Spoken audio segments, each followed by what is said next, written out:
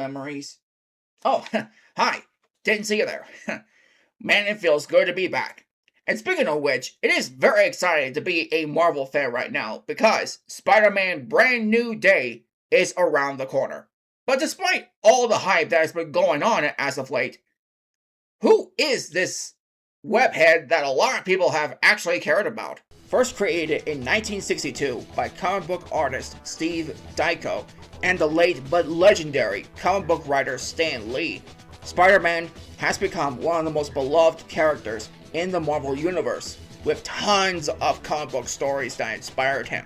My first introduction to the web slinger was the 1994 animated series of the same name. I only saw a few episodes of the series back then, but looking back into it now, I realized that the series has aged like a bottle of cherry wine. But I still remember some awesome moments from the show, including when Spider-Man encountered Wolverine for the first time. It wasn't long until around Christmas time, many years ago, when I was gifted with all 3 live-action Spider-Man movies starring Tobey Maguire. But then came the time when video games popped up around the same time the movie did, back in 2002. I remember back then that I played the demo for this game, but somehow didn't like it, mainly because of unresponsive controls. So many years have passed since then, but has my opinion of the movie game changed? Somehow, I doubt it. But that's why I'm here to finally settle the matter. Today's movie game is developed by Treyarch, a game company that is responsible for the later game sequels and an underrated classic, Ultimate Spider-Man. But they are now known for collaborative assistance for multiple entries of the Call of Duty franchise, ever since the big red one back in 2005, which they are solely responsible for. I think this is a perfect chance to take a step back and admire something that got me interested in this superhero. But does this movie game admire the same way? Or does it deserve to be treated as a bad case of spider venom? Get ready to do whatever a spider can, because this is my review of the 2002 movie tie-in game, Spider-Man. The game follows the events of the film, but for those who don't know about the movie, it's an origin story of how Peter Parker became Spider-Man. Not much to say about that, because, let's face it, many of you have seen it already. Alright, now let's get started. Now get the gum out of your ears and listen good. The game offers a tutorial guide narrated by Bruce Campbell, who is well known for the Evil Dead franchise. It's nice to hear Bruce's instructions while staying true to the source material, instead of wearing the game down. The basic tutorial stage teaches you how to attack, crawl on walls, and how to web swing on open air? How does that work? No logic, I guess. Yahoo! Hey, King of the World, don't let it go to your head, okay? There are other training modes as well, including advanced combat, improved web swinging, and an obstacle course to prove your skills. There are spider tokens scattered throughout the game. The red tokens restore your health, while the silver tokens restores the amount of weapon you currently have. Trust me, you will need those to stay in the game. There are also golden spider tokens carefully hidden in most levels, but finding one will reward you with a new attack combo for you to try out. Different attack combos are effective, especially if the enemy knows your standard attack patterns. Use different combos to keep them guessing. For each mission, there is a hero point system for every objective you completed, including completing a level under a time limit or getting a perfect run. But there are unique challenges too, like taking a ride on Goblin's glider, which is tricky to pull off. Once you complete a level, the amount of points will be added to your roster. The higher the difficulty setting, the higher the points you earn. The pinhead bowling minigame, for example, will be available to look at, but only if you have 10,000 points. You can use those points in the secret store, which allows you access to other bonuses. On Saturdays, supervillains bowl free with proper ID. There are a huge number of cheat codes to activate that I wouldn't even dare to name them all. One of them is learning all the combat moves in the game, as if for any reason you're having trouble finding them all. I found most of them in my playthrough, but I have to admit I did miss a few because I was too focused on playing the video game. The second cheat code is unlimited webbing, which is seriously useful because you'll tend to run out of webbing very quickly if you're not being too careful or just being reckless. Plus, replenishing your webbing with the silver spider tokens can be redundant at times. The final cheat code that interests me is where you unlock everything, but it also comes with something different to the gameplay too. More on that later.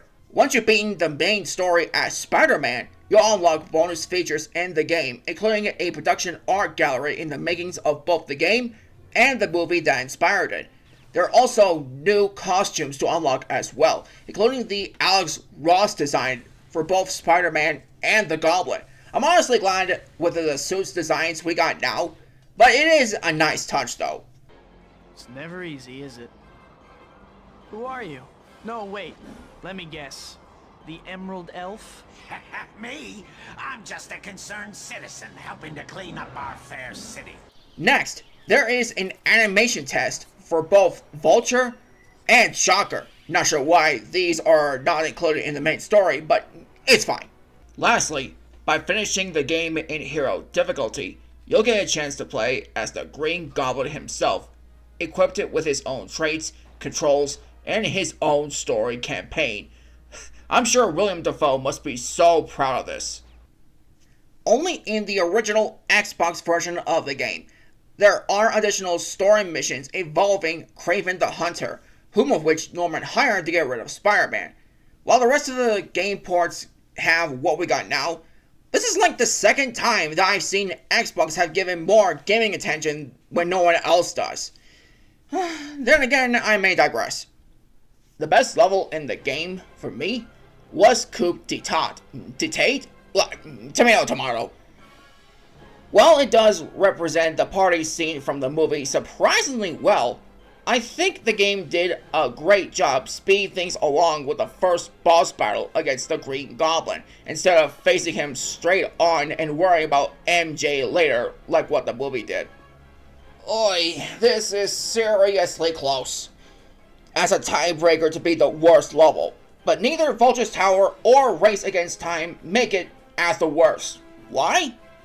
Vulture's Tower is just basically you climbing a tower to reach the Vulture, while avoiding traps and hazards. And Race Against Time is just a base time mission to shut down Goblin's bombs across the city. But thankfully, there aren't many of them out there to disarm. But Chemical Chaos? Ugh. I despise this mission with every tendency! To stop Goblin's plan to bring chemical warfare, you have to infiltrate the labs and sabotage the central vat. Sounds easy. Right? Well, except that this is also the hardest mission throughout the entire game, with limited hiding spots, robots all over the place if you're not careful, and a complicated process to sabotage Goblin's chemical supply. There is one other problem too, but more on that later. Chemical weapons? That's a definite no-no. Especially if this Goblin's one-stop weapon shop. Both Tobey Maguire and William Dafoe returned to reprise their roles from the movie. It's the nostalgia aspect that works so well here. I like the idea of Toby's lines being more comic accurate. So you must be Quilt Man, Padded Pete, Mr. Triple Ply? Oh, I've got it. The cushion. But the overall character kinda lacks emotion in some parts, aside from one MFV cutscene. Plus, William's lines are more like a businessman, able to maintain his reputation to Oscorp for a longer period of time, instead of quiet anger right off the bat, like it showed off in the film. The voice acting on the bright side showed that they're also staying true to the source material, the movie per se. And that's the biggest advantage the game definitely had. Aside from the Vulture, other additional villains have appeared in the game as well, like Kraven the Hunter, Scorpion, and Shocker. The idea of expanding the movie's concept with additional villains into the roster was a clever one.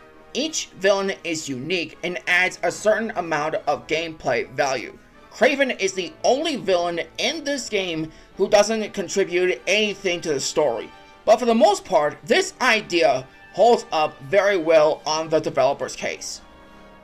The graphic design is straightforward enough to pass. At times, during the chase missions, you could see both the developer and publisher logos on the buildings, letting you know that they have made this game for the players to enjoy, but that's just unnecessary. Otherwise, for a console game, it does add a good number of level design choices too, which I can appreciate. For those who have seen the movie, players will automatically catch the realism from the film that was based on. It does add a variety of depth and consequences to those who have power into their own hands, both figuratively and literally. The developers did a great job not going overboard with the message from the movie and able to capture what the movie taught to its audience. As far as the controls are concerned, it's mostly responsive now that I've looked back into it, except for two major factors. One of them is making sharp turns. Whenever you want to turn around or go into a different direction quickly, the response time was somewhat slow, but most of the controls function as they were supposed to. The other thing is the web swinging mechanics. I know it functions, plain and simple, but swinging into nothing like that makes no sense at all. After some research, it turns out that it was the same swinging movement inspired by the PS1 game, which is developed by Nethersoft. It's no wonder my web swinging trick ended up being this lame. The story here felt like an unfocused concept, as if it wasn't meant to be its own game. Let me explain properly. After hunting down the madman who axed Uncle Ben, the game suddenly gets off track by focusing on the game's villains in preparation for the movie's main villain, as a true test of skill. Aside from Scorpion, which did center on the story a little bit, none of the other villains matter, which doesn't make sense. If you count Kraven the Hunter, that barely does anything to the game's inspiration for the story. For a kid's game like this, you wouldn't expect to have a good time unless some of the levels are being unfair. There are no invincibility frames, keeping things a tad more frustrating to the gameplay experience. That seriously gets me ticked, because this is not supposed to be a Dark Souls game. This is a kid's game, Treyarch! Other than that, the Green Goblin plays exactly the same as Spider-Man, but only in terms of combat. Aside from the glider mechanics, it's a copycat excuse for a New Game Plus mode. This is an obvious mistake that the developers did, but if you run out of health for any reason, you have to start a certain mission all over again. As a bonus, there are no checkpoints, which makes me feel more and more angry no matter how hard I try, just to go through the stage again until I beat it and move on with my life. Sam Raimi's Spider-Man is a great film, telling a grounded origin story of a famous Marvel superhero. It tells a moral lesson of responsibility while dealing with such power and contempt. I would recommend this movie, but only for people for above 13 years of age due to violence and action sequences. If that's not a problem for you, then definitely check this out if you haven't already. The video game adaptation is something that I need to be honest on. It's so bad that that is actually good. Some part of me wanted to bash this web-headed crab leg for many things wrong with it, but it's understandably my fault for not knowing the gameplay mechanics properly. Casual players should check this game out if they have seen the movie or just want to play a guilty pleasure game for the heck of it. As a kid's game, It's definitely the safest option for them to play with instead of watching the movie. Just be aware of the unplayed gameplay experience, no checkpoints, and strict controls.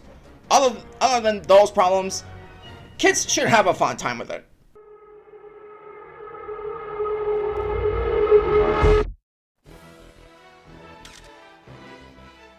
Good job, kid. You might just make something of yourself after all. Even though this movie is how I got started looking at Marvel to begin with, it wasn't long until the Marvel Cinematic Universe took the cinema experience by storm. But now it has become irrelevant with their partnership with the House of Mouse, never being the same again. Bad decisions, horrible screenwriting, terrible presentations, bad movie ideas, the list goes on. Regardless on people's opinion on Marvel movies of today, it's best to remember the legacy that Stan Lee left behind. A dream of bringing together a group of remarkable people. As long as that dream still lives, the legacy remains intact for better or worse. We may have lost a legendary comic book writer back in 2018, but many fans around the world never forgets. As for the popular sequel, not now, but it all depends on popular demand. Next time though, we're going into very unfamiliar territory because we're looking at an underrated game that not a lot of people have actually talked about before, yet very few people actually had. But in the meantime, please consider subscribing to the channel, it really helps out a lot, and leave a like if you want to see more review content like this one. In the meantime, I hope we get to see you guys in the next video. Thanks again for watching, and have yourselves a good day.